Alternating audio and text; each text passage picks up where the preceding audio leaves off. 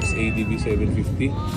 Africa Twin na Adventure Sports na DCT, same sa atin pero all black to. 1,173,000. May NX 500 na hype din.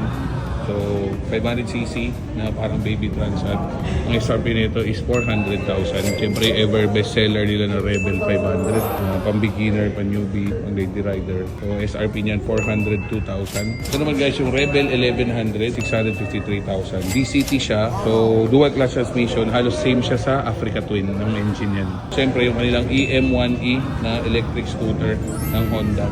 Medyo mahal to guys. 155,400. Siyempre yung katulad sa ginagamit natin na Africa Twin Adventure Sport. So loaded to guys. Pero may crash guard na, may aux light, naka top box, naka side panniers. Ito yung 17 inches ang likod, 19 inches ang harap. So mas mababa yan ng konti kasi ito sa gamit natin na 18 inches ang likod, 21 inches ang harap. Pero lahat the same yan. Kung mga hindi nakakaalam guys, may itong Apple CarPlay, Android Auto, tapos ang daming pindot niyan. Kasi yung headset nyo pwede nyo connect dyan, yung volume dito. Drive, neutral, automatic, manual, cruise control. Pwede kang mag-plus at minus dito para mag-paddle shift.